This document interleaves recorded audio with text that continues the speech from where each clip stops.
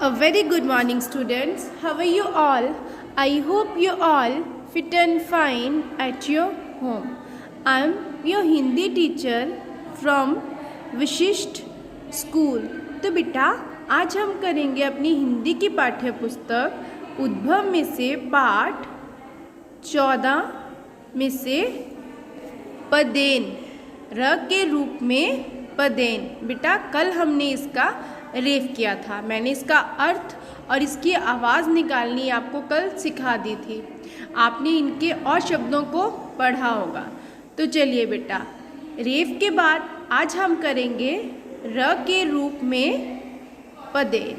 तो बेटा पदेन में दो चिन्ह लगते हैं। देखिए ये जो है ये हमें र के रूप में पदेन के दो रूप हैं, ठीक है। जैसे रेफ का रूप था वैसे ही पदेन के हैं। सबसे पहले हम ये जो लाइन है इसका प्रयोग बताते हैं, ठीक है जी।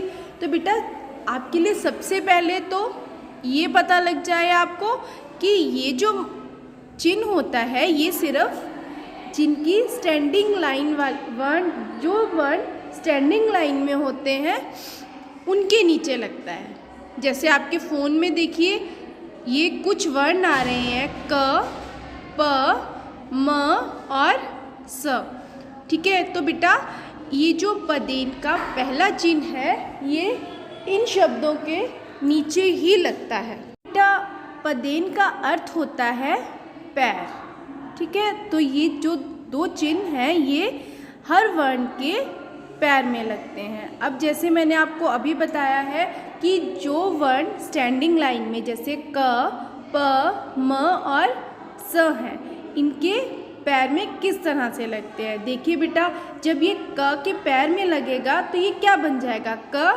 र, क्र। आगे देखिए प र, प्र। आगे देखिए म के पैर में र तो ये क्या बना, म्र।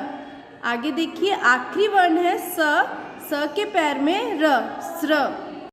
चलिए बेटा अब मैं आपको पदेन से संबंधित कुछ शब्द लिखवाती हूँ और आप भी इन शब्दों को पढ़ने का अभ्यास कीजिए। देखिए च, क और र के नीचे देखिए अलहंत का निशान है, तो ये मतलब क्या हुआ, ये आधा र है हमारा, ठीक है। तो आपने कैसे लिख देना है इसको, च क के पैर में र, तो ये क्या बना, चक्र, ठीक है बेटा। चलिए आगे देखिए क र म, तो ये क्या बना, क के पैर र म, तो ये क्या बना, क्रम। आगे देखिए आगे बेटा मात्रा के साथ क आधा र, ओ की मात्रा ध। तो बेटा देखिए क के पैर में पदेन, क्र को ओ की मात्रा क्रो, ध। तो ये क्या बना, क्रोध। तो बेटा क्रोध क्या होता है आपको सबको पता है ना, गुस्सा। चलिए आखिरी शब्द देखिए, आखिरी शब्द है शु क आधा र, तो ये क्या बना, शुक्र, शुक्र, ठीक है बेटा। चलिए आगे देखिए पदेन का दूसरा चिन्ह। ये देखिए बेटा इसका निशान हम इस तरह से लगाते हैं। और बेटा जैसे मैंने आपको बताया कि पदेन में जो पहले हमने चिन्ह किया है वो क, प, म और स के नीचे ही लगता है, ठीक है। वैसे ही पदेन का ये जो रूप है ये भी सिर्फ दो वर्ण के साथ लगता है, जैसे ट और ड। इन दो वर्ण के नीचे ही बेटा पदेन का ये रूप हम प्रयोग में लाते हैं। जब हम इसके नीचे इसके पदेन में मतलब इसके पैर में इस चिन्ह को लगाएंगे तो ये क्या बन जाता है, ये बन जाता है ट्र और ड्र। तो चलिए बेटा हम इससे संबंधित और शब्दों को पढ़ते हैं। चलिए देखिए बेटा पहला शब्द है द्रव, तो ये क्या बना, द्रव। आगे देखिए भ्रम, भ्रम। आगे देखिए बेटा ग्राम, ग्राम। देखा बेटा आपने कि ये जो पदेन का पहला रूप है। इसमें जितने भी स्टैंडिंग लाइन वाले शब्द हैं ये उनके साथ ही लग के शब्द बना रहा है। ठीक है जी, चलिए आगे देखिए। सम्राट, सम्राट। प्रवेश, प्रवेश। आगे देखिए। प्राण, प्राण। चलिए आगे शब्द देखिए बेटा। क्रिया, क्रिया। आगे देखिए।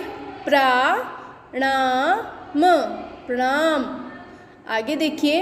इंद्र, इंद्र।